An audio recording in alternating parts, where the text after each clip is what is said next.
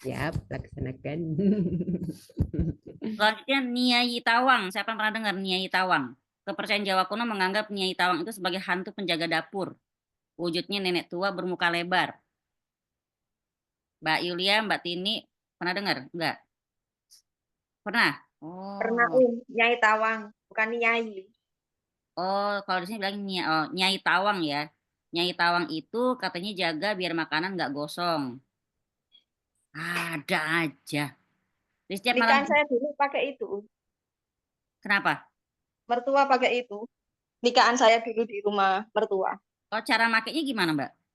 Ya sajen gitu di apa di dapur, terus di Nyai tempat penyimpanan sembako, terus kemudian di apa kompresor, jaga diesel biar diesel apa Nyai kompresor Tawang, gitu. ya. Hmm. Nah, di setiap malam Jumat, hantu ini harus dikasih sesaji berupa kembang dengan ritual menggosok peralatan dapur menggunakan boreh sebagai penghormatan atas kebaikan Nyai Tawang ini. Sekali dalam setahun, Nyai Tawang itu diberikan sesajen berupa makanan dalam suatu adat upacara.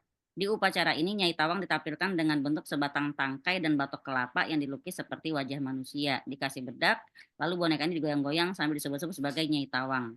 Dan dilanjutkan dengan memakan sajen yang diyakini bahwa Nyai Tawang ikut makan bersama mereka. Aduh. Izin menambahkan, benar yang dikatakan sama Mbak Tini tadi, rata-rata kalau di Jawa, di daerah Jawa itu kalau punya acara nikahan itu pasti bikin kayak gitu di suatu tempat yang di situ tuh ada kayak beras, gula, macam-macam, terus pasti ada sajennya seperti itu. Itu buat Dan siapa? Nyai rata-rata Tawang itu? iya Oh, selalu ada kayak gitu Om. Jadi kayak sampai sekarang. iya beras, gula, kelapa itu pasti ada di suatu tempat kayak bukan ya, bukan bukan bukan tempat pengujian kayak kamar kosong yang dikhususkan buat menaruh sajen itu gitu. Oh, gitu. Jadi ada tempat khusus ya di rumah pun ya. Iya, kalau misalnya punya rumah, misalnya ada 3 kamar, ada 1 kamar itu yang digunakan khusus untuk itu pas acara. Jadi kan acaranya mulai dari persiapan untuk ke acara itu kan paling nggak 7 hari itu kan pasti ada kayak rewang kayak gitu-gitu. Om. Itu yang Waduh. mulai dari situ. Iya. Ribet ya, capek. Kalau di Islam disunahkan kalau punya rumah itu satu tempat gunakan buat mihrab, lain digunakan buat sajen, ya, buat mihrab. Gunanya mihrab apa, Mbak? Gunanya mihrab itu tempat khusus kita sholat. Gunanya jadi insya Allah doa kita lebih terkabul kalau kita punya mihrab khusus, insya Allah kan. Itu ngambil dari kisahnya Maryam, ya, anaknya Nabi Zakaria. Dia punya mihrab khusus. Apa yang diminta dikabulin di situ. Makanya punya tempat sholat khusus. Bukan tempat yang kayak tadi. Emang ya subhanallah ya. Yang selanjutnya F. Tadi udah Danyang. Nyetawang. Yang F adalah Roro Kidul. Ini yang paling selebritis ya di antara para hantunya ya. Ini sosok misterius yang digadang-gadang sebagai penguasa Laut Selatan Pulau Jawa. Ya, versi ceritanya yang jelas sosok sosok hantu yang ini katanya paling disegani ya di seantero Jawa ya, paling disegani. Diyakini memiliki kerajaan besar di bawah laut dan menjadi penjaga terkuat di Pulau Jawa. Sampai-sampai nenek lampir pun yang terkena sakti itu harus minta restu dan berkah dari beliau. Caela. Sungkem dulu, sungkem. Kan menurut itunya menurut legendanya tuh si Roro Kidul tiap penguasa itu dijadikan pacar. Kalau raja kan justru ngambil selir banyak. Nah, kalau dia selirnya itu para penguasa di Jawa. Begitu kalau legenda yang saya tahu. Subhanallah. Tapi ngeri ya kalau udah Iya. bersetubuhnya sama Ada jin. perjanjiannya Om Iya. sama penguasa ya itulah di negeri ini intinya gitu. Setiap pemimpinnya itu pasti ada perjanjiannya.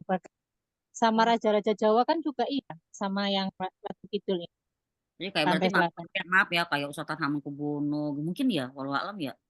Ada ceritanya Ustazah memang.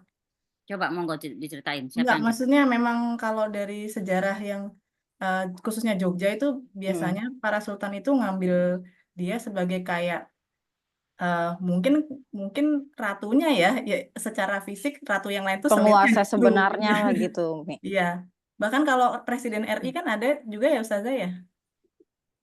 Aku tidak Dulu tahu. siapa? RI1 Kak, RI1 yang pertama. Soekarno ya. Iya, ada kamar khusus. Kalau yang Nah, pernah ada cerita itu Prabu Siliwangi sih yang terkenalnya tuh.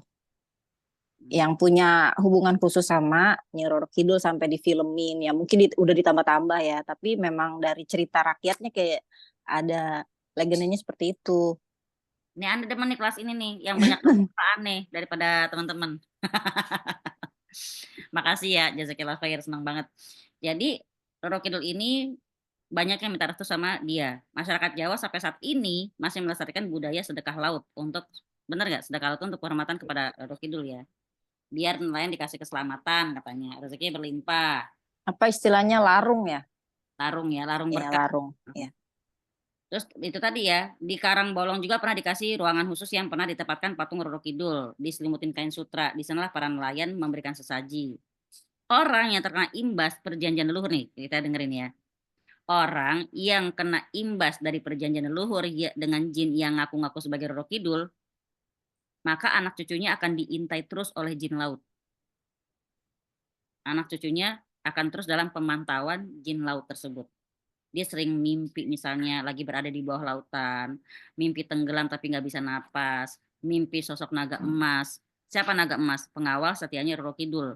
Dan sampai mimpi didatangi wanita cantik lengkap dengan kemben hijau dan mahkota berhiaskan bunga melati di atas kepalanya.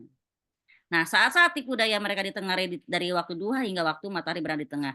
Jadi mimpi itu biasa datangnya itu kalau orang itu tidurnya sebelum zuhur, ya misalnya dia tidur sampai siang, gitu ya kan, sampai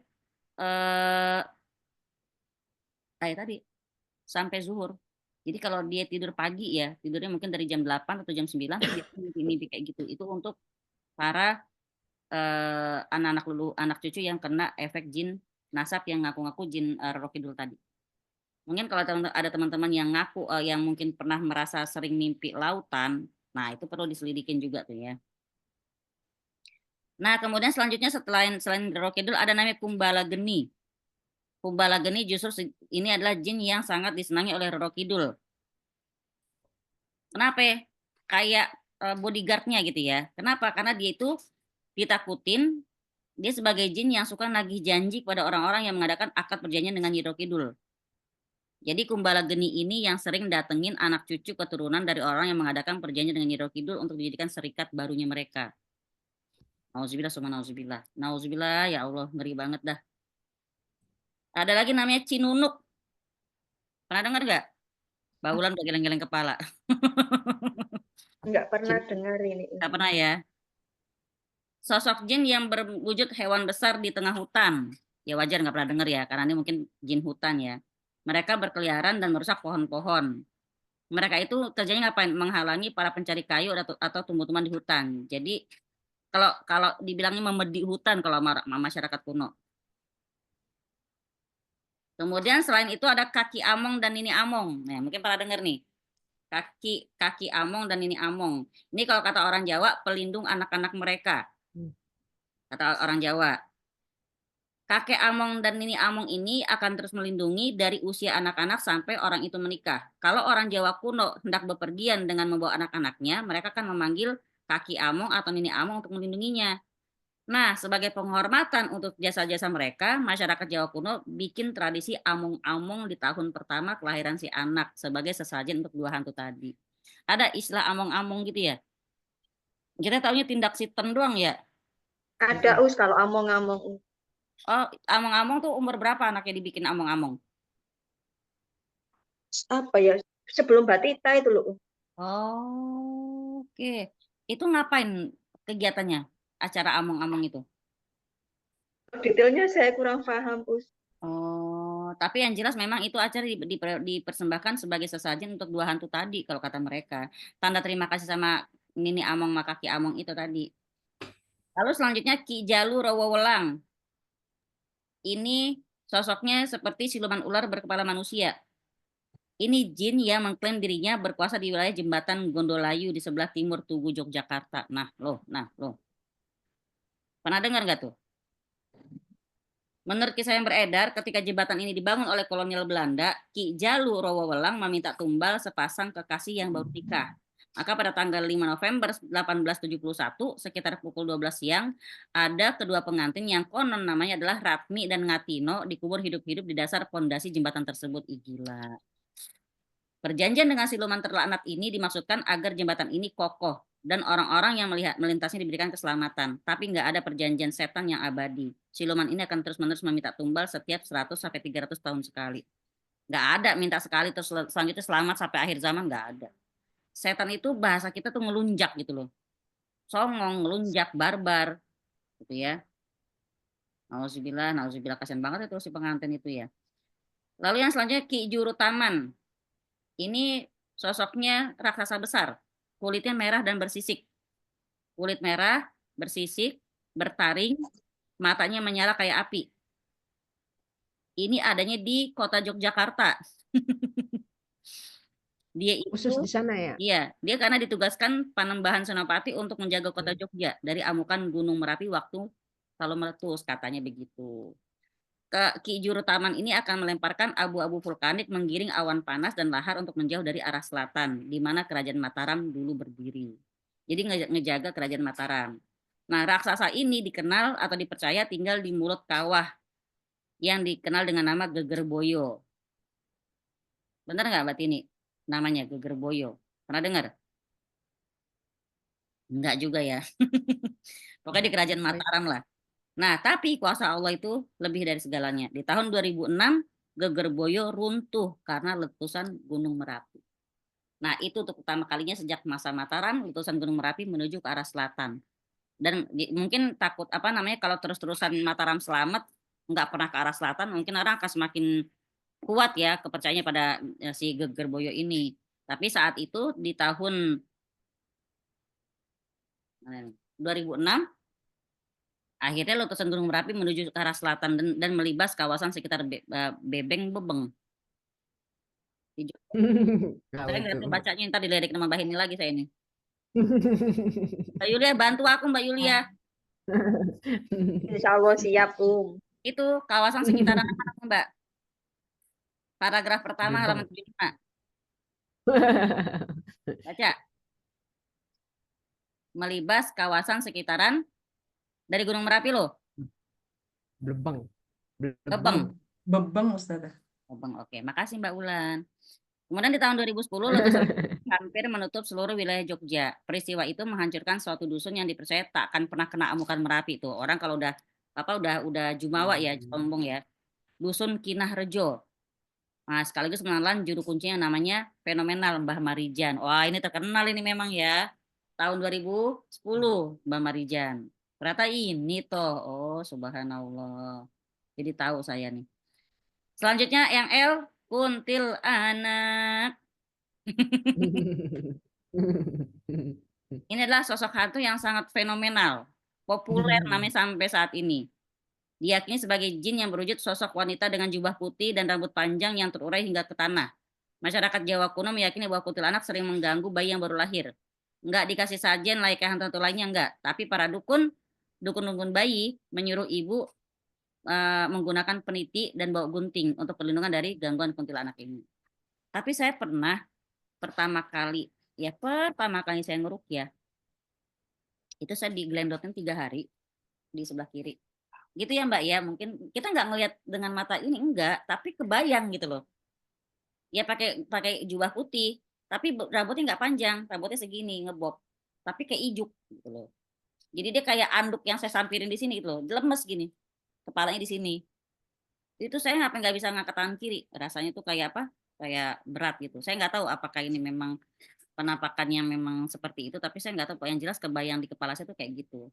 Nah, alhamdulillah 3 hari setelah rukyah hilang, subhanallah ya, astagfirullahaladzim. Terus lampor, hantu keranda ya katanya ya, arwah prajurit gentayangan. Kemunculannya ditandai dengan suara gaduh yang menyerupai iring-iringan kereta kuda. Konon lampor diyakini sebagai arwah prajurit Laut Selatan. Kalau zaman sekarang bilangnya malah hantu keranda ya. Oh, ini katanya hantu prajurit. Sebagian lain menggambarkan sosok lampor seperti wujud seorang laki-laki yang terbang di udara dan berkepala banteng. Dan dia diyakini hadir bersama dengan suara geluduk di langit. Lalu cuaca buruk, berawan dan banjir. Memedi jenis udara ini diyakini dapat mengumpulkan dan menumpuk awan jadi satu, yang bisa mencerahkan hujan lebat, badai, dan membawa banjir bandang. Nah, kalau dibilang dia jin terbang, memang kalau dalam Islam jin itu ada 3 macam ya. Ini saya tambahin. Dia itu terbang, kedua dia melata, kemudian yang ketiga dia bisa menyerupai wujud siapapun yang dipengenin. Inilah yang biasanya menipu daya manusia-manusia yang awam, yang kadang dia muncul dalam bentuk bapaknya, mbahnya, gitu loh. Terkasih wasiat, yang kalau nggak dijalanin mereka merasa berdosa kayak gitu. Padahal mereka dikerjain sama jin.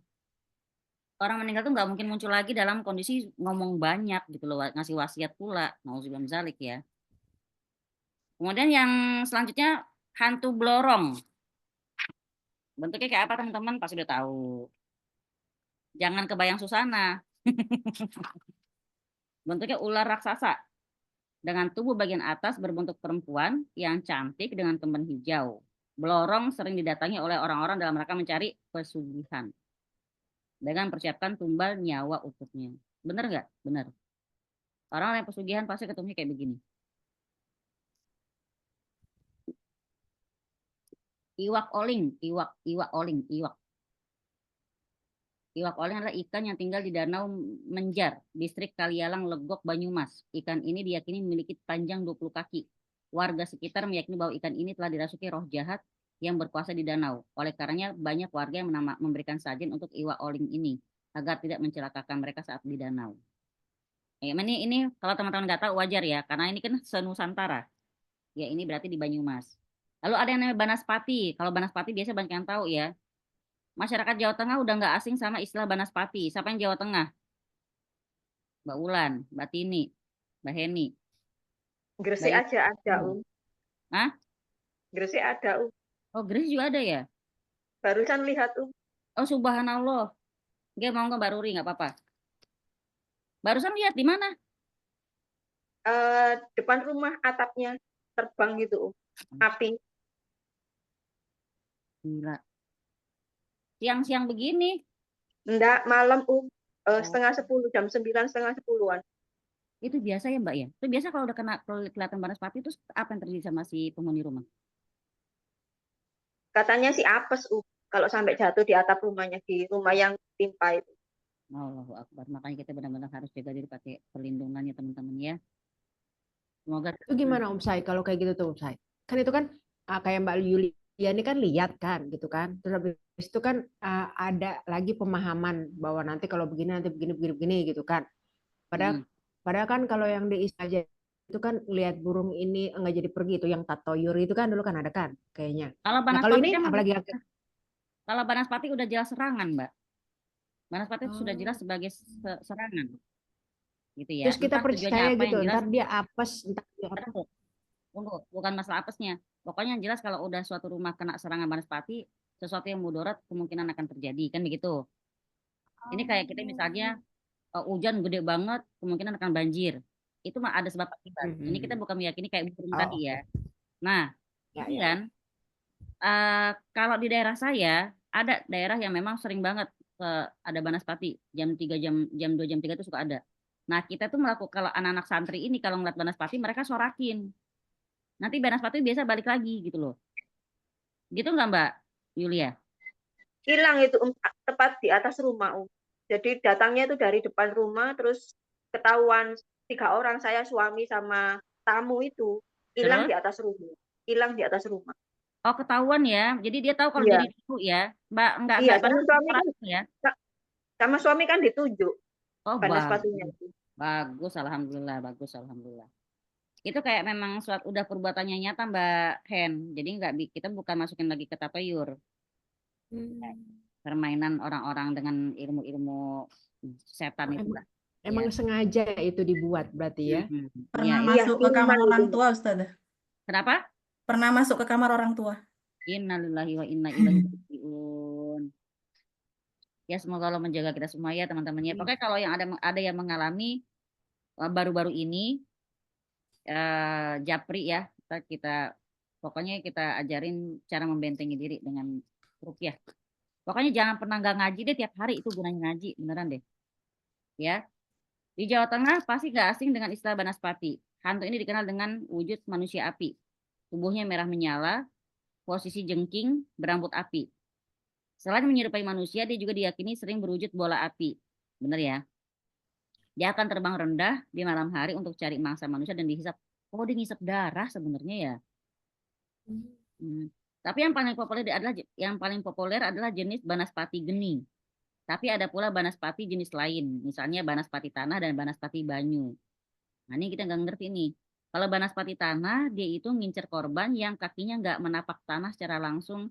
Maka orang Jawa zaman dulu yang bepergian tanpa alas kaki saat melintas hutan di malam hari, jadi bisa kena ya. Adapun Banaspati banyu tinggal di area sungai atau rawa. Makhluk ini mengincar orang yang mandi di sungai, lalu ditenggelamkan, dihisap darahnya. Orang Jawa kuno biasa menggunakan kapur siri untuk menakut-nakuti dan mengusir Banaspati yang hendak mengganggu. Jangan bosan ya, ini kita lagi mengenal hantu-hantu senusantara. Nah, nomor 3. Tadi kan ABCD dari hantu ini kan ya, lelembut Jawa kan. Sekarang nomor 3, jin genderuwo momoknya para wanita. Berkat cucunya Mak Lampir yang namanya Grandong, lucu aja. Udah kayak baca apaan tahu. Akhirnya genderuwo menjadi nama hantu yang sangat populer di seluruh Nusantara. Popularitasnya makin terkenal dengan adanya kehadiran Tebo, si anak genderuwo. Udah pernah denger ya? Yang sangat masyhur di tahun 90-an. Kalau kepercayaan masyarakat Jawa secara turun-temurun, genderuwo itu jenis hantu hutan. Atau dia tinggal di kebun. Biasanya di rumpun bambu ya. Kata orang kalau bambu yang paling tinggi, terus dia agak melengkung, itu tempat tinggal mereka. Dia bisa nampakin diri dalam berupa bentuk dan rupa. Siang hari bisa berwujud seperti burung elang, harimau, atau buaya. Kalau malam hari, dia digambarkan suka menampakkan diri seperti wujud manusia. Perawakannya tinggi, besar, dan kekar. Berbulu seperti kera. Tapi kalau bulunya genderuwo itu, kalau kata orang, itu loh Mbak. Kayak ijuk, tapi dia tuh mengkilap. Jadi bukan kusam, bukan, tapi mengkilap. Kemudian kehadiran genderuwo ini ditandai dengan bau-bauan seperti ketela bakar atau kentang rebus. Atau kayak itu, kalau saya pernah nyium kayak kentang french fries. Wangi banget. Enak banget. Saya mikir gini, saya lagi sama teman waktu itu pulang kerja. Terus kita melintasi suatu lahan kosong. Berapa hektar tahu deh. Itu sebenarnya di wilayah Jakarta ada kayak perkantoran, tapi ada wilayah masih kosong kayak gitu. Terus saya bilang masih Mbak itu, kok bau kentang enak banget ya, kentang goreng, saya bilang gitu. Tapi McD mana nggak ada kelihatan McD, nggak kelihatan apapun. Kata teteh, diem gitu kan. Kenapa Mbak? Diem. Entar dikasih tahu katanya. Jadi saya baru tahu kalau itu kehadirannya dia. Kalau alam di Solo. Saya belum pernah membuktikan bau itu, terus dia tuh belum pernah. Cuman kalau ketemu langsung pernah. Tapi waktu itu saya nggak tahu baunya. Ketemu langsung pernah. Jadi waktu itu lagi main-main di rumah saya dulu tuh lantai ada tikatnya. Ada kamar depan yang pintunya nggak pernah dikunci sama abah saya. Abah lagi nggak ada waktu itu. Terus saya lagi main-main, lagi lari-larian. Tiba di kamar itu saya lihat kok ada yang tidur. Badannya tuh panjangnya sama kayak Dipan. Pokoknya seranjang tuh penuh sama dia. Jadi kayak hitam, nggak ada kayak bayangan hitam. Terus kayak lagi ngerokok gitu, cuman kelihatan api baranya aja. Terus saya deketin, terus sampai segini Mbak, muka saya sama dia Mbak, sampai segini. Saya umur kelas 2 SD, sampai segini saya masih ngeliat kok mukanya nggak kelihatan. Gitu. Baru pelan-pelan saya sadar, ini bukan orang gitu kan. Saya mundur pelan-pelan, baru saya ngibrit. Kadang-kadang sayangnya kalau ketemu kayak gitu, kesadaran kita tuh datangnya telat ya. Lihat-lihatan dulu kita, mana dia matanya saya gitu. Itu sekali dan seumur hidupnya tuh saya pernah ketemu langsung. Ada yang pernah lihat nggak langsung selain saya? Mbak Yulia kah? Mbak Tini? Oh, Mbak Tini nggak ya? Cuman kebayang ya sosoknya ya.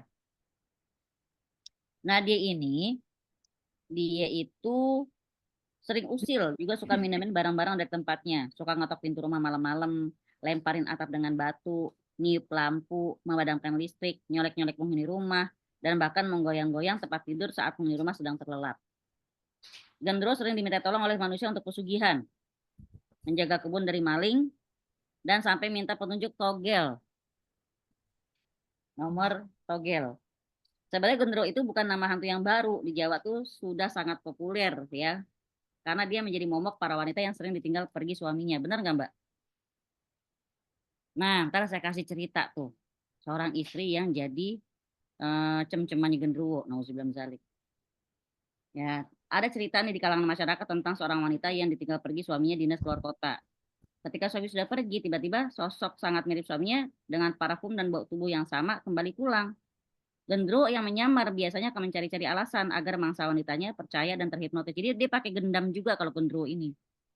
Biasanya dia akan minta dipijit dengan alasan tidak enak badan. Langsung dia tuh dikerjain ya. Kalau dia nggak tahu siapa sosok ini dan nggak naruh curiga, maka wanita yang memiliki tubuh gendro ini tiba-tiba akan terkena pelet tingkat tinggi. Langsung dia terangsang dengan kuat. Nauzubillah summa nauzubillah. Hari terjadilah hubungan intim antara gendro dengan wanita tersebut.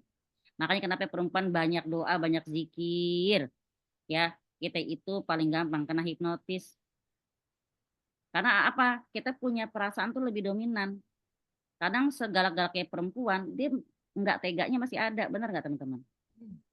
Ya, walaupun teman-teman marahin anak-anak, tapi kalau anak dimarahin sama suami sendiri, terima nggak? Yang marahin kan bapaknya. Tapi kita kayak orang yang paling pembela banget. Jangan marahin anak gue. Cuma kita doang yang boleh marahin mereka. Ya kan? Nah itu perempuan tuh ya. Jadi kalau kata kepercayaan kuno, gendruwo yang terikat akad perjanjian dengan manusia, itu dia pasti senang banget memilih anak cucu majikan yang berkelamin perempuan.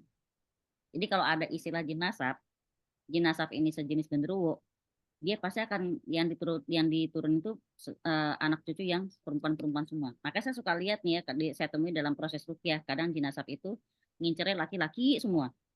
Ada yang ngincer perempuan-perempuan semua. Begitu. Kemudian kalau yang dari leluhurnya ritualnya senang puasa, mutih atau merawat ya, di anak keturunan itu biasa penyakit mereka tuh asam lambung semua.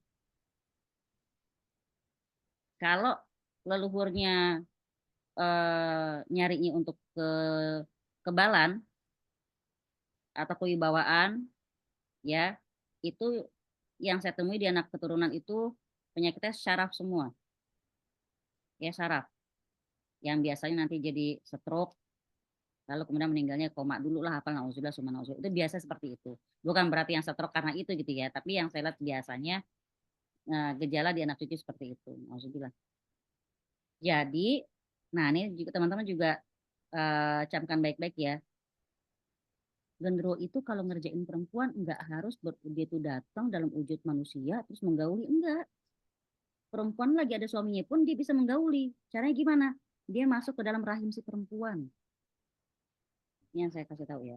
Dia masuk dalam rahim perempuan, lalu apa yang dibikin? Perempuan tuh tiba-tiba kayak ngerasa enak aja di situnya, di alat kelaminnya.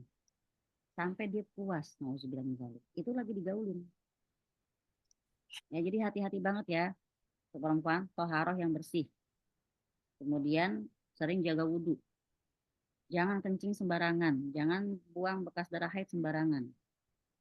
Jadi di sini gimana kalau gendero udah terlanjur masuk ke dalam rahim perempuan, level ringannya dia mimpi disetubuhi, itu level ringan. Jadi kalau level sampai udah berat, itu tadi di dalam kondisi sadar pun dia akan merasa kayak lagi begituan. Afwan apakah masturbasi termasuk itu? Itu mengundang. Kalau kata orang, ketika orang masturbasi, kelihatan dia kayak ngerjain sendiri ya, kayak dia lagi main sama jari sendiri. Sebenarnya dia juga lagi digauli itu sebenarnya. Gitu loh. Nauzubillah min dzalik ya. Makanya kalau dibilang gangguan jin itu salah satunya senang masturbasi itu termasuk gangguan jin. Harus kita sembuhkan. Berusaha untuk sembuh gitu loh maksudnya. Jadi kalau gondro udah masuk ke dalam rahim perempuan, dia akan punya nafsu seks yang sangat besar. Terus dia itu sering mimpi digauli. Dan laki-laki itu nggak dikenal, tapi tampan, baik gitu ya dalam mimpi. Nah, Kalau dia sering dikerjain sama si genderuwo ini, kalau secara fisik perubahan pada si perempuan ini ya, tubuhnya itu akan gemuk menggelambir. Gemuknya gemuk jelek gitu loh. Terus wajahnya ngefleknya banyak. Jangan lantas yang ngeflek wajahnya terus jadi parno ya, bukan. Tapi ngefleknya yang sering digaulin tuh beda. Ngeflek yang kayak apa ya? Pokoknya wajah tuh nggak ada seger-segernya gitu loh. Ya, nauzubillah. Solusinya gimana biar kita nggak digituin? Ntar kita bahas di bahasan selanjutnya. Mbak Yulia coba baca halaman 80. Penampakan hantu coba.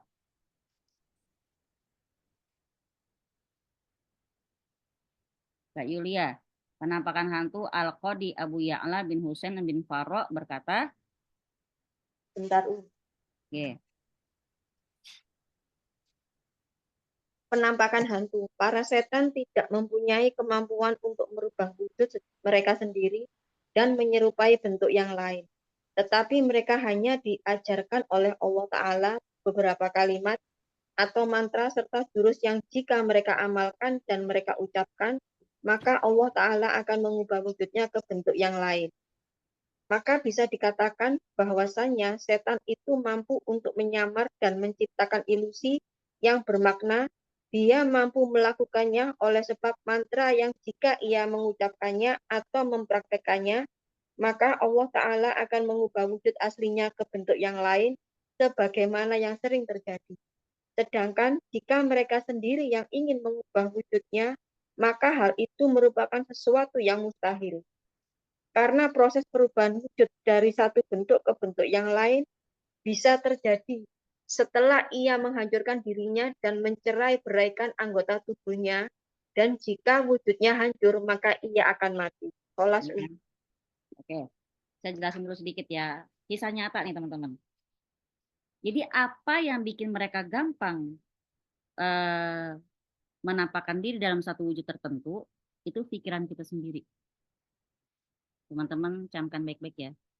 Tergantung image kita tentang hantu tersebut. Misalnya kita takutnya sama kuntilanak, maka dia muncul bentuk kuntilanak. Kita takutnya sama apa misalnya lagi? Aku takut sama genderuwo, takut banget. Nanti bisa muncul seperti itu. Bisa jadi juga dia bukan genderuwo, tapi dia menampakkan wujud seperti itu. Satu lagi yang teman-teman mungkin nggak akan pernah sangka. Saat ini, kalau yang udah nikah ya, yang khusus yang sudah menikah, kalau suka nonton drakor atau apapun, jangan simpen sosok cowok yang bukan mahram sebagai idola teman-teman, disimpan di sini. Paham ya? Apalagi yang belum nikah. Yang sudah nikah pun jangan. Yang udah nikah apalagi, karena ini termasuk bentuk zina kita tanpa kita sadari. Nah, cakep banget sih Jungkook, bla bla bla bla bla bla. Sampai misalnya suka ngeliatin film-filmnya, mengamati wajahnya, itu akan terpatri dalam alam bawah sadar kita. Jin itu nanti bisa menyerupai sosok itu. Gitu loh. Jadi bahasa kita tanpa kita sadari, kita udah ngotorin pikiran kita sendiri dengan sesuatu yang padahal tidak boleh ada di sini, kecuali sosok suami kita. Nah, kadang-kadang kenapa jin itu bisa nampakin diri seperti sosok yang kita idolakan? Karena kita udah ngundang. Lewat apa kita ngundang? Lewat dosa kita. Dosa kita menyimpan sosok yang bukan mahram kita di sini. Itu ya kalau kita ngomong soal kehati-hatian. Itu ada ceritanya tuh di kos-kosan perempuan. Jin itu datang ke mereka dengan wujud yang berbeda-beda. Ternyata pas di ruqyah sesuai dengan idola mereka masing-masing. Gitu loh, lucu deh.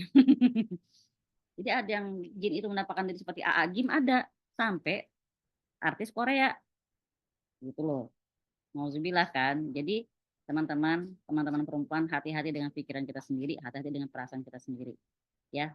Kagum boleh sama orang lain, tapi jangan masukin ke sini, jangan dibayang-bayangin, jangan sampai kita melakukan dosa tanpa kita sadari. Oke. Kemudian pendapat beliau dikuatkan pula dengan hadis yang diriwayatkan oleh Ibnu Abi Syaibah. Kata Ibnu Abi Syaibah, katanya, sesungguhnya ada beberapa hantu yang disebutkan di hadapan Umar bin Khattab radhiyallahu anhu. Maka beliau pun berkata, sesungguhnya tidak ada seorang pun yang mampu mengubah wujud asli yang telah Allah ciptakan untuknya ke bentuk yang lain. Tapi mereka bangsa jin memiliki para penyihir seperti halnya para penyihir di antara kalian. Maka kalau kalian melihatnya, kumandangkan azan. Jadi kalau melihat hantu, kadang mungkin belepet ya mau baca ayat kursi, Udah Allahu Akbar, udah azannya langsung gitu loh. Lagi kalau ada suami di dekat kita, suruh dia azan yang lantang. Jadi setan itu akan hancur, dia bacaan azan bisa hancur. Ada pernah kejadian di YouTube nih, ini bener-bener emang si anak ini pemberani banget. Dia ketemu genderuwo dan dia nggak takut. Pertama diledek-ledekin dulu, habis diledekin dia baca ayat kursi. Bukan ayat kursi, malah dia azan dia. Itu meleleh kayak ban karet yang kebakar si genderuwo ini gitu loh. Ntar saya kasih linknya ya ke teman-teman ya. Itu nyata. Jadi kalau kita bilang teman-teman mungkin pernah lihat sampai mikir ala ini rekayasa kali, rekayasa segala macam, kok para pemburu hantu bisa sampai kelihatan hantunya. Emang lama-lama akan bisa kelihatan gitu loh. Karena memang kan sekarang ini zaman ini kan penuh dengan kesyirikan ya. Jadi yang hantu-hantu bisa kelihatan itu bukan kebanyakan juga bukan rekayasa, dan mereka memang itu tadi. Ada yang memang hantu itu wujudnya seperti manusia. Ya. Al-Imam An-Nawawi rahimahullah berkata, tidak ada hantu, tapi adanya adalah as-sa'ali. Apa as-sa'ali? Tukang sihir dari kalangan jin. Mereka punya kemampuan untuk merubah bentuk, menampakkan diri, dan membuat ilusi. Jadi sebenarnya kalau kita boleh bilang, jin-jin itu juga nggak semuanya yang iseng-iseng nampakin diri, enggak. Kalau ada yang sampai iseng nampakin diri, ikut terlibat dalam kehidupan manusia, itu biasa kalangan tukang sihir di kalangan mereka. Jadi kalau kayak kita ibaratnya jin-jin awamnya mereka, jin-jin yang normal, yang hidup sebagai jin yang biasa, yang memang mengemban amanah dari Allah untuk ibadah, mereka nggak mungkin eh, bertebaran di dunia manusia gitu loh. Nggak mungkin. Jadi udah jelas sekarang ya bahwasanya fenomena penampakan bisa terjadi karena dua kemungkinan. Pertama, tipuan manusia untuk cari sensasi. Kedua, bangsa jin penyihir yang pengen goda manusia. Ya, tapi yang perlu kita ingat teman-teman, ini saya akan baca berulang-ulang biar teman-teman bisa nyatet. Karena ini harus banget teman-teman catat. Yang perlu kita garis bawahi adalah saat bangsa jin menampakkan diri di alam manusia, ya, saat bangsa jin berani nampakin diri di alam manusia, saat bangsa jin berani menampakkan diri di alam manusia, sudah, itu adalah saat paling lemahnya mereka. Itu justru jadi saat paling lemah dan paling membahayakan buat mereka. Justru itu jadi saat yang paling lemah dan paling membahayakan buat mereka. Paling lemah dan paling membahayakan buat mereka sendiri. Kenapa? Karena karena hukum di alam manusia juga berlaku bagi mereka gitu. Karena hukum di alam manusia akan berlaku buat mereka. Apa hukum di alam manusia? Mereka bisa kita pukul, gitu loh. Mereka bisa berdarah-darah kita pukulin. Dan kayak gini teman-teman, ini udah selesai ya.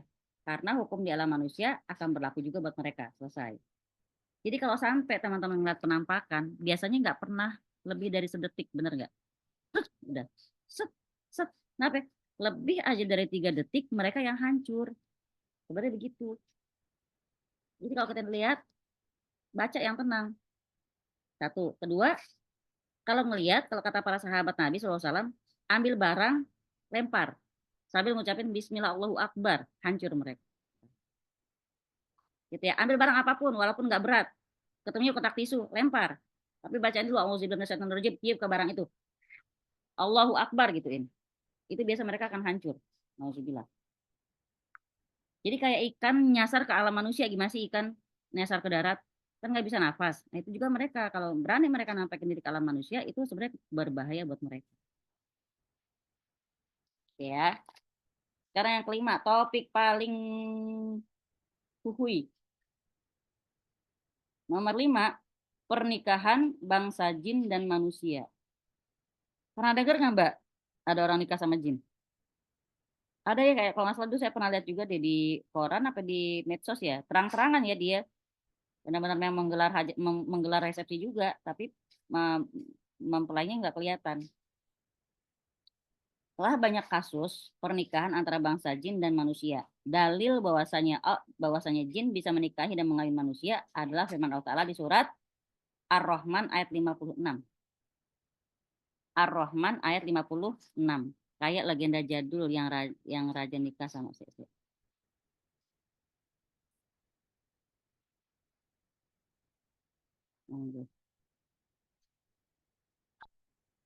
Iya, bisa. Termasuk itu. Manusia nikah sama jin. Ya, di Ar-Rahman 56 di dalam surga terdapat bidadari-bidadari yang sopan menundukkan pandangannya. Mereka tidak pernah disentuh oleh manusia sebelum mereka dan tidak pula disentuh oleh jin. Kata-kata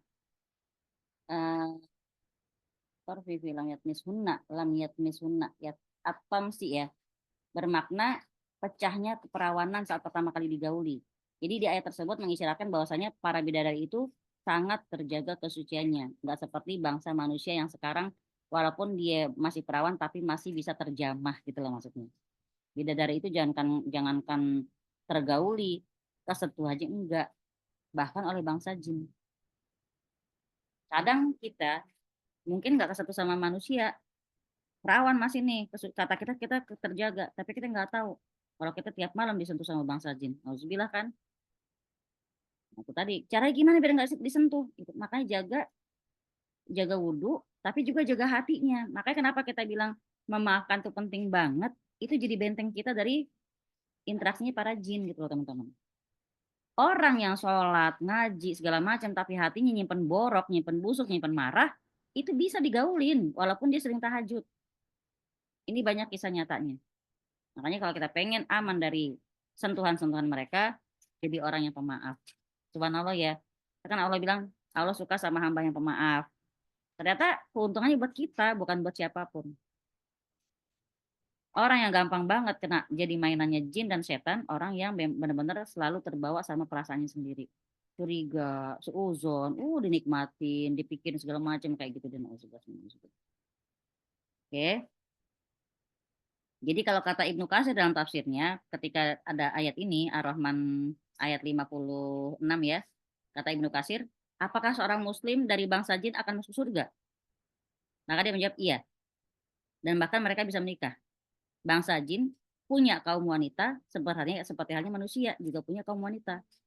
Maka itu Allah Ta'ala berfirman, di dalam surga terdapat bidadari-bidadari yang sopan menunjukkan pandangannya. Mereka tidak pernah disentuh oleh manusia sebelum mereka, bahkan juga tidak pula disentuh oleh bangsa jin. Nah, di sini dalam Al-Mustadrak dan yang lainnya, bahwasanya keturunan bangsa jin itu berlipat-lipat lebih banyak dari manusia. Dari Abdullah bin Amr radhiyallahu anhu, dia berkata, sesungguhnya Allah Ta'ala telah membagi 10 bagian untuk manusia dan jin. Perhatikan teman-teman ya, sesungguhnya Allah Ta'ala telah membagi 10 bagian untuk manusia dan jin. 9 diantaranya untuk bangsa jin. 1 bagian untuk manusia. Dan tidaklah seorang manusia melahirkan 1 anak, melainkan bangsa jin akan melahirkan 9 anak. Jadi kita tuh sama dia perbandingannya 1:9. Kita lahir 1 anak, dia 9. Kita lahir kembar, dia 2 kali lagi. Gitu ya. Sampai sini ada yang mau tanya dulu? Monggo. Ya kita sifatnya diskusi biar enak. Say. Ya. Punten. Ini saya kelewatan, padahal udah menyimak sekali ini ya. Ini kan nomor 1, ini udah 5. Yang 4-nya apa? Yang 3-nya jin genderuwo. Yang ke-5-nya udah masuk pernikahan manusia. 4-nya penampakan hantu sayang. Oh oke. Ya. 4-nya penampakan hantu. Ini masih nomor 5 ya. Yang tadi bilang pernikahan bangsa jin dan manusia. Apakah pernikahan jin dan manusia itu bisa saling membuahi satu sama lain? Ayo. Saya mau tanya nih teman-teman nih, Mbak Ulan, Mbak Tini, Mbak Yulia, Mbak Ruri, dan Mbak Heni. Nggak bisa, Mi. Siapa yang jawab nih? Tini. Tini, kenapa nggak bisa? Kalau dari segi fisik itu kan udah berbeda, Mi. Kalau untuk pembuahan harus dari segi fisik kalau yang Tini tahu itu. Tapi jin itu bisa mungkin ya masuk ke dalam zigot ya. Embrionya manusia itu mungkin baru diisi sama jin gitu ya. Tapi kalau jin punya anak dari kalangan manusia, kayaknya kalau menurut ini mustahil sih, Mi. Kalau menurut ini ya. Si Tebo anak genderuwo itu gimana kabarnya? Kan dia ibunya manusia. Itu yang dilahirin sama manusia tuh, Mi. Iya. Anak genderuwo. Nah, di kisah yang saya akan share ke teman-teman. CSP ini maksudnya bicara yang di blok aplikasi tapi di sisi browser. Maaf Mi, Lagi Zoom juga suami ya. Nah, yang pernah saya baca juga, si perempuan ini digauli oleh genderuwo tuh tiap hari. Dia itu kalau kita setahun bisa hamil 1 kali, kalau dia setahun tuh bisa hamil berbelas-belas kali. Sekali lahir juga 1, 2, 3, 4, 5, 6, 7, 8, 9. Nah, itu jadi anak yang hidupnya di alam mereka, bukan di alam si perempuan. Yang saya baca begitu. Jadi dia melahirkan sama. Tapi ketika lahir dia nggak lihat wujudnya. Langsung di alamnya, langsung anak itu jadi anak-anak dia di alam jin. Itu yang saya tahu. Wallahu alam ya. Bisa jadi Mbak ini benar, bisa jadi saya benar. Kita kan nggak tahu banget kan. Karena ilmu kayak gini kita juga nggak nguasain. Karena kita juga bukan bangsa mereka ya nggak, wajar kita nggak tahu. Ya kan? Tapi sekarang bisa nggak jin dan manusia saling membuahi? Kita lihat perkataan Ibnu Taimiyah rahimahullah. Kalau kata Ibnu Taimiyah, salah satu Syekhul Islam ya, kata beliau telah terjadi pernikahan antara manusia dan jin. Hingga lahirlah seorang anak dari keduanya. Dan kejadian ini udah banyak yang tahu. Berarti sudah terjadi dari zaman dulu. Subhanallah ya. Imam Malik rahimahullah pernah ditanya. Imam Malik ya, ada seorang laki-laki dari bangsa jin datang kepada kami untuk melamar budak perempuan. Ya Allah, jinnya jatuh cinta sama manusia, terang-terangan mau ngelamar. Dia ngaku ingin menghalalkan hubungannya dengan si budak ini. Kata Imam Malik, aku tidak melihat keburukan akan hal itu pada agama. Tapi aku benci saat melihat seorang wanita yang tiba-tiba hamil, kemudian ditanya siapa suaminya, lalu dia menjawab suamiku dari bangsa jin. Kalau kata Imam Malik enggak genah banget, itu mamaluin gitu ya. Maka hal ini sangat menimbulkan kerusakan di muka bumi. Maka Imam Malik enggak menerima lamaran si jin itu untuk budak perempuan manusia. Maksudnya bisa aja orang akan yang melakukan zina ngaku-ngaku dong dia dihamilin oleh jin, bener nggak? Jadi kalau sampai dihalalkan pernikahan antara jin dan manusia, orang-orang yang hamil di luar nikah yang bukan sama jin bisa aja ngakunya begitu, suamiku bangsa jin, bener kan? Cakep banget Imam Malik, dia pikirannya jauh. Kata beliau, bisa saja orang-orang yang melakukan zina akan mengaku bahwa yang menghamilnya adalah jin. Padahal dia telah melakukan hubungan haram dengan lelaki dari kalangan manusia. Beginilah bahwasanya pernikahan antara jin dan manusia itu memang nyata. Bahkan sadar atau tidak sadar, mungkin kita sendiri pernah dijamah oleh mereka saat tidur. Nauzubillah. Saat di kamar mandi, saat lagi buka aurat, saat lagi sendiri, dan dalam keadaan yang lalai tanpa mohon perlindungan Allah Ta'ala. Maka jangan lupa untuk selalu menyebut nama Allah di setiap aktivitas kita. Karena musuh kita selalu mengintai dari arah yang tidak bisa kita lihat. Baik, sampai di sini. Ada yang mau ditanya? Nanti kita bahas tempat-tempat yang goib. Kalau kasus yang orang hamil terus waktu hamil udah 7 bulan ke atas tiba-tiba, nah itu bisa Mbak. Bisa jadi. Jadi dia itu diambil karena anak mereka gitu loh. Walau alam, antara dua ya. Diambil sama mereka karena anaknya mereka, si bangsa jin ini. Atau yang kedua, ada tukang sihir yang bekerja, ngambil anak itu dipindahin ke rahim orang lain. Orang yang minta hamil tapi pakai bantuan dukun. Begitu, nauzubillah min dzalik. Ngeri ya, ya astagfirullahaladzim. Kenapa itu bisa terjadi? Kok Allah ngizinin? Pasti ada dosa dari manusia itu sendiri. Makanya bisa menjadi mainannya setan. Pasti ada kok dari kita, andil. Kenapa bisa setan menipu daya kita? Pita, ada tambahan Pit? Saya boleh nanya, Monggo. selama saya melakukan ruqyah itu benar enggak kayak yang kesurupan itu yang keluar tuh suaranya jin. Jadi yang di ruqyah itu loh Oh iya. ngomel-ngomelnya kayak suara jin itu, apakah suaranya sama seperti suara manusia atau ada perbedaan? Berbeda Mbak, berbeda banget. Jadi selama saya proses ruqyah, jin-jin yang sudah saya dengar ya, saya bukan temu ya, yang saya dengar suaranya itu antara suara laki-laki yang sangat berat, terus suara laki-laki yang sopan, kemudian suara perempuan yang sok imut gitu. Jadi pertama gini, kenapa saya yakin itu jin? Saya ketika itu saya ngeruqyah orang Medan.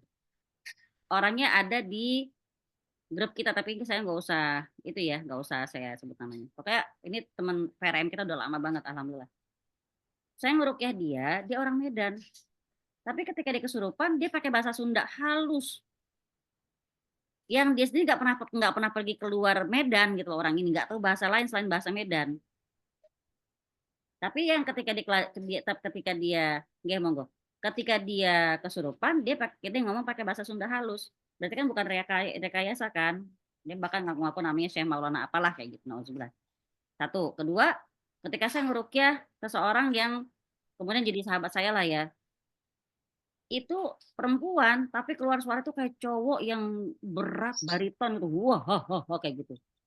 Terus saya juga takut itu, saya sampai nggak sadar saya mundur ke belakang sendiri pula saya ngerukyah dia gitu. Dan memang gangguan orang ini adalah dia itu cinta sama sejenis. Jadi muslimah tapi cinta sama muslimah, nauzubillah min dzalik kan. Nah, di situ saya berasumsi bahwa bisa jadi orang-orang yang kena gangguan lesbi itu badannya itu masuk jin cowok gitu loh. Nah, jin cowok inilah yang suka sama perempuan, teman-temannya sih teman ini. Pikiran saya seperti itu.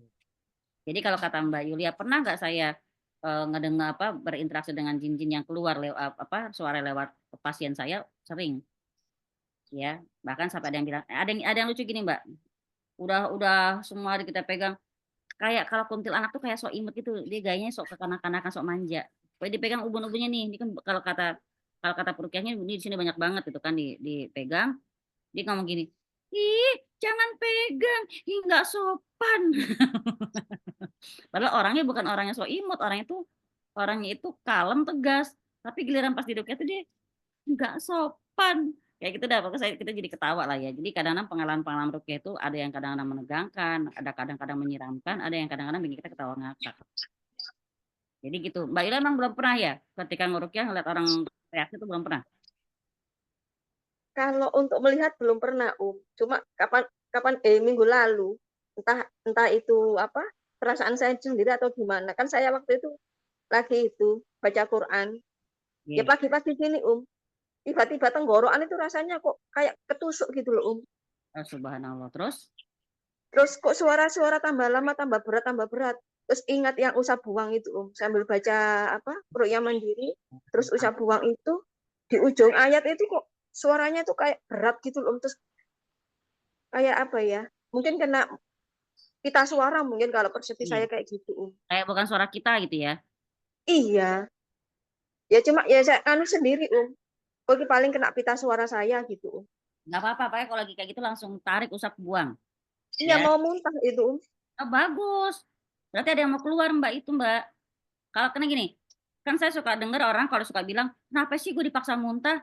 Kata Ustadz, kalau memang kita ada gangguan jin dan memang kita udah mual, harus kita muntahin justru.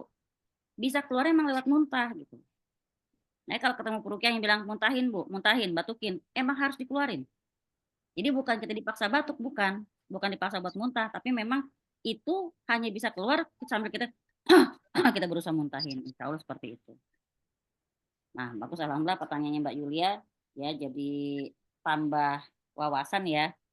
Jadi kalau tadi saya bilang saya ngadepin pasien yang memang suara jin itu keluar lewat mulut mereka, itu bukan saya ngelihat ngadepin ya, tapi kalau sosoknya saya nggak pernah ngeliat, alhamdulillah. Jangan sampai nauzubillah min dzalik gitu ya. Cuman jin-jin mesum itu biasanya suka so imut gitulah. Saya pernah ngadepin kayak gitu. Saya tanya gini, kamu suka ya sama ibu ini? Dia gitu ngejawabnya. Kamu masuk dari mana? Dari kamar mandi. Jadi sok ramah gitu. Begitu kita rukyah, dia diam di dalam kemaluan si perempuan, nauzubillah min dzalik. Ya alhamdulillah lah, alhamdulillah banget, alhamdulillah ibu itu terbebas ya. Karena kalau kita udah namanya sampai menikmati, nauzubillah, karena orang itu kan single parent ya sudah bertahun-tahun. Sampai dia menikmati, itu jadi akad yang tidak disadari loh. Jadi ikatan, kayak semacam ikatan pernikahan. Dan kalau sudah terikat, kalau nggak buru-buru ketemu orang yang bisa ngerukyah beliau, kasihan. Nanti bisa cepat kegrogot kesehatannya. Nah, makanya karena berdasarkan kasus itu, saya bilang kalau kita emang ngerti rukyah, kalau lihat teman kita ada yang nggak beres, tawarin, tolong, kasihan.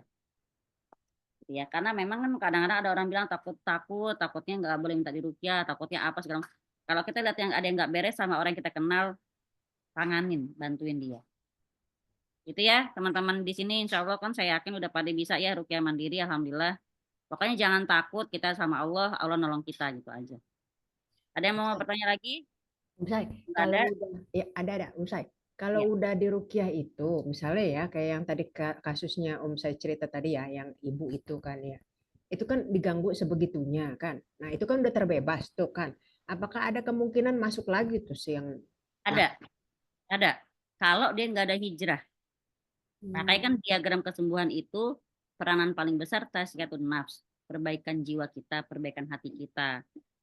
Yang silaturahimnya rusak diperbaikin, yang hati masih dendam diilangin dendamnya, yang masih marah diilangin marahnya, yang masih kecewa diikhlasin, gitu kan?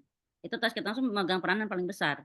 Lalu setelah tazkiyatun nafs, terapi Quran, setelah terapi Quran harus ada hijrah, harus ada istiqomah. Habis di ruqyah dia merasa udah simsalabim jebret sembuh, dia nggak ada ngajinya, nggak ada perubahan, ya masuk lagi. Jadi yang bersangkutan harus ada usaha untuk merubah, hijrah ke kondisi yang lebih baik. Misalnya sebelumnya sholatnya suka mulur, maka dia harus hijrah berusaha memperbaiki sholatnya. Dia hijrah berusaha memperbaiki bacaan Qur'annya. Dia hijrah tiap hari, nggak biasa seminggu sekali doang megang Quran, sekarang setiap hari gitu loh. Jadi ada keadaan yang dimana dia tuh lebih baik daripada sebelumnya, baru nggak akan masuk lagi. Jadi bukan sesuatu yang ketika udah diruqyah selesai kemudian nggak diganggu lagi, enggak. Kan kesembuhan bukan di tangan peruqyah. Tetap yang megang kunci penyakit itu, yang ngundang itu si yang bersangkutan. Itu Mbak Hen. Oke? Jelas ya? Kenapa ya? Tegang banget wajahmu. Berarti kesimpulan kali ini adalah Umahat tetap istiqomah dalam hijrah yang lurus ya, baik gitu. Jadi ruqyah itu bukan sulap, bukan sihir ya. Ruqyah itu hanya wasilah agar kita itu bisa terlepas dari gangguan setan maupun ain. Karena sesuai doanya kan, a'udzu bikalimatil tammah min kulli syaitani wa hamma wa min kulli ain lamah. Jadi kita minta perlindungan pada Allah dari gangguan setan, dari sengatan bintang berbisa maupun dari pandangan mata jahat. Itu yang harus kita minta sama Allah. Setelah terlepas, pembentengan dimulai. Gitu. Jadi pembentengan tuh harus. Lalu apa pembentengan? Zikir pagi petangnya dibenerin, dihayati, ditadaburin terjemahnya. Itu loh Mbak kita yang dengan jilbab merahnya, Ria. Ada tambahan nggak Pit tentang ruqyah mandiri Pit? Bener nggak Pit? Kalau udah di ruqyah balik lagi nggak kemungkinan orang itu ke kondisi semula? Balik. Kayak kemarin, contohnya yang kemarin aja pas lagi lalai berapa bulan kemarin, 3 bulanan lalai. Terus begitu ngaji lagi, kumat lagi, keluar suara aneh-aneh pas ngaji. Tapi karena saya songong, oh ayo wes kuat-kuatan. Gitu. Berarti ngadepin gangguan itu kita harus berani. Jangan kalah gertak ya. Jangan kalah gertak. Kita lebih mulia dari mereka. Nah sekarang saya kalau saya berhadapan sama orang terindikasi gangguan jin, bawaannya emosi sama orang itu. Kita yang pakai baca tahu banyak-banyak barifah. Sama, saya pernah ngerasain kayak gitu.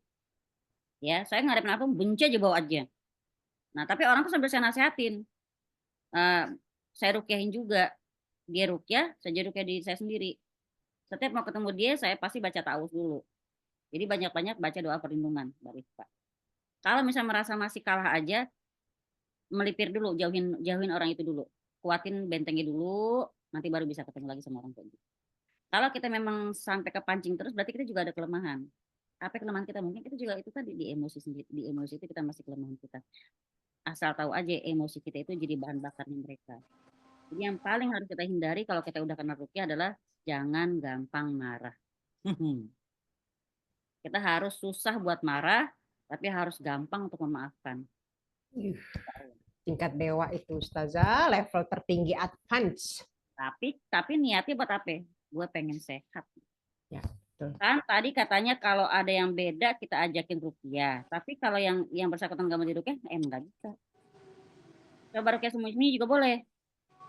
Apakah mempan? Kan dia nggak sampai muntah atau batuk. Masalah mempan nggak mempan kita serahin sama Allah Ta'ala. Ingat ya, ruqyah itu ruqyah yang saya itu kita tidak memandang ruqyah itu sebagai asbab berubahnya orang itu. Ruqyah itu atau kita yang beruqyah itu bukan asbab, tapi kita cuma minta sama Allah. Sekarang masalah mempan, kita harus yakin mempan. Kenapa? Allah kok yang tempat aku minta, satu. Terus apakah kan dia nggak sampai muntah? Reaksi ruqyah ke orang-orang itu beda-beda. Ada yang dia beberapa kali ruqyah baru bereaksi. Ada yang baru sekali enggak. Apalagi cowok, Mbak. Cowok itu susah, kulitnya tebel, logikanya lebih main. Kalau dia nggak keganggu banget, nggak bakal langsung reaksi. Saya pernah ngeruqyah sutradara FTV, suka bikin film-film serem.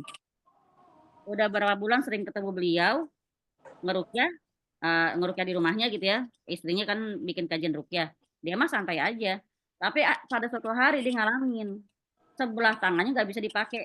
Pokoknya berat banget, kayak di ketempelan. Nah, saya tak saling siapin diri saya karena saya tahu orang ini logika banget. Ini kita harus tunjukin kehebatan ruqyah dalam hati saya. Saya sebelum dia datang udah wudu, ngaji dulu segala macem, saya persiapan lah.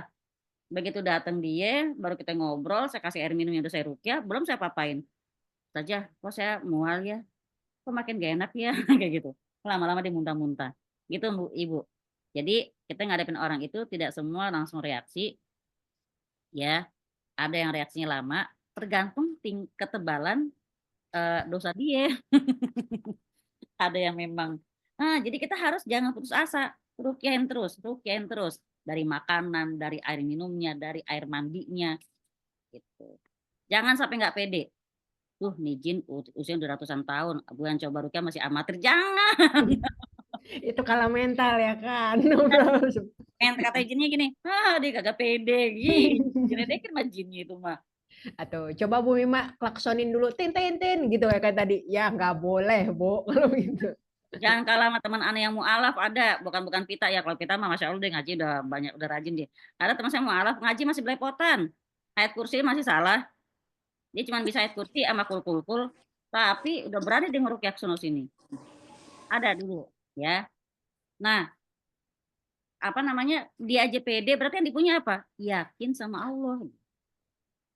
Emang bukan bacaan Bu Mima yang bikin dia bereaksi, tapi kan pertolongan Allah. Jadi dengan apapun kemampuan kita, seterbatas apapun cara baca kita harus yakin Allah nolongin kita lewat usaha kita itu. Gitu ya Bu Mima ya. Lakukan lagi, semangat. Saya juga suka itu begitu, walaupun rasanya kayak harusnya sih bisa, tapi gitu, nggak pede ya Bia, sama. Sedulur alusnya Mbak Heni tuh. Bahaya Ustazah, itu banyak, masih ada itu. Makanya perabotan. Gak usah Lando, kamu tuh siapa, udahlah, belum kayak gini. Kan? Oke, baik, jazakumullah khairan. Insya Allah saya cukupin sampai di sini. Saya mohon catat sama Mbak Heni untuk selanjutnya tentang pohon-pohon hunian gaib. Pohon-pohon hunian gaib, oke. Biar kita nggak lupa. Kesimpulannya sudah banyak sekali ya. Ya, coba simpulin Mbak Heni. Masih ada tugasnya kan.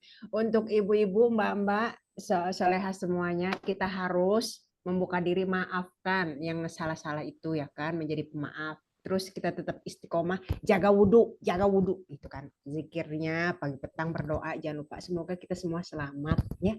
Minta bantuan sama Allah. Itu kesimpulan paling akhir, kesimpulan bahasan kita kali ini. Jadi bahaya bahasan kali ini itu banyak sekali. Tanya boleh nggak Kenapa? Tanya satu lagi boleh nggak? Oh, boleh banget. Boleh banget. Ayo lanjut. Biar nggak disuruh nyimpulin itu. Bu Mima. Silakan Mbak Yulia. Mbak Yulia kalau bantu Mbak Heni. Ayo monggo. Tak tunggu jajannya loh Mbak. Jauh nanti pakai Gojek. Menerima transfer Mbak. Waduh, dibuka lagi. Kalau untuk wudhu kan niatnya untuk penjagaan ya ya. Ada yang mengatakan kalau wudhu itu harus disertakan dengan niatnya. Jadi misalkan niatnya wudhu itu untuk apa, itu disebutkan. Tapi kalau untuk niat yang lain, itu wudhunya tidak bisa dipakai untuk sholat. Itu bagaimana? Aduh, mempersulit diri sendiri. Salah. Wudhunya niat wudhu, suci dari hadas kecil. Bismillah, udah kelar. Mbak Yul, andaikan agama Islam sesusah itu, saya jadi orang kafir, Mbak. Islam itu gampang, sumpah. Balik Andai lagi kan dia sesusah itu nauzubillah saya min nggak dzalik. masuk Halo. Islam. Hati-hati Mbak ngomongnya bahaya. Jadi, Mbak Yulia, wudhu itu niatnya mensucikan diri dari hadas kecil, itu selesai. Entah dia habis itu mau sholat atau tidak, terserah dia. Itu ya. Oke Mbak, Iya, itu makanya ada yang bilang seperti itu jadi tanda tanya. jangan dengerin udah, itu salah. Pokoknya niat wudhu itu untuk menghilangkan atau mensucikan diri kita dari hadas kecil. Menghilangkan hadas kecil. Jadi biar kita suci dari hadas kecil. Apa hadas kecil? Ya kentut, ya kan? Atau apapun. Biar kita suci. Nah, setelah suci mau ngapain? Sholat. Ya boleh. Nggak sholat, ya nggak apa-apa juga. Gitu loh. Itu Jadi dia buat penjagaan saja monggo. Buat dia sholat ya hayu. Emang syarat sholat itu wudhu dulu. Suci dari hadas kecil. kan kita udah jaga wudhu nih Ustazah, maksudnya ya jaga wudhu tuh kan. Terus habis itu masuk waktu sholat, tapi jedanya jauh. Itu Boleh, tetap nggak apa-apa, nggak perlu memperbarui wudhu gitu. boleh. Itu Itu namanya aturannya. nyimpan wudhu ya, Uzi. Ya, itu kisahnya Imam Syafi'i rahimahullah. Imam Syafi'i pernah ke rumah Imam Malik. Imam Malik sangat memuji Imam Syafi'i di hadapan anaknya sebelum Imam Syafi'i datang nih. Pokoknya teman ayah itu, murid ayah itu orangnya bla bla bla, orang soleh, pintar segala macam. Datanglah Imam Syafi'i ke rumah Imam Malik bertamu. Pas abis maghrib nih. Kemudian ngobrol-ngobrol, habis sholat isya terus ngobrol makan malam. Habis makan malam, terus dia sholat isya, pulang dari sholat isya, Imam Malik langsung masuk kamar. Begitu besoknya azan subuh, dia keluar kamar langsung sholat. Nah, anaknya Imam Malik punya 3 ganjelan nih. Katanya orang soleh. Tanya sama ayahku gitu. Ya, setelah Imam Syafi'i pulang ya. Ayah, aku mau tanya. Itu teman ayah benar yang ayah bilang, yang ayah puji-puji itu, yang katanya pintar segala macam bla bla. Iya, emang kenapa? Kayak kamu punya pertanyaan nih kata ayahnya. Iya. Kok nggak kayak orang soleh sih pembawaannya tuh katanya. Imam Syafi'i loh dibilang begitu sama anak Imam Malik. Apa alasan kamu bilang dia nggak seperti orang soleh? Ada 3 hal keganjilan yang aku lihat pada dirinya, kata anaknya Imam Malik. Apa yang pertama? Katanya gini, pertama waktu dia makan. Katanya orang soleh itu kalau makan kan dikit. Kenapa malam itu kalau dia makannya banyak banget? Satu. Ya katanya si anak Imam Malik, Imam Syafi'i ini makannya banyak. Nggak kayak orang soleh pada umumnya. Yang kedua apa? Kata Imam Malik. Yang kedua, dia itu nggak sholat malam. Aku tahu ya, kan aku bangun malam. Sama sekali dia nggak keluar dari pintu itu. Terus yang ketiga, tahu-tahu keluar dari pintu pas azan subuh. Masa langsung sholat? Di mana dia wudhunya? Kata anaknya Imam Malik. Gitu ya. Nah, Imam Malik tersenyum kan. Ini nggak mungkin Imam Syafi'i seperti yang diceritain, tapi juga dia nggak mungkin nuduh anaknya bohong kan. Kata Imam Malik, ntar ayah tanya ya sama Syafi'i tentang pertanyaan kamu biar tabayun, biar nggak jadi fitnah. Ini saya tambah kedua, takut yang ini mati. Satunya dimatiin, itu di mute dulu, satunya. Saya mute satu ya.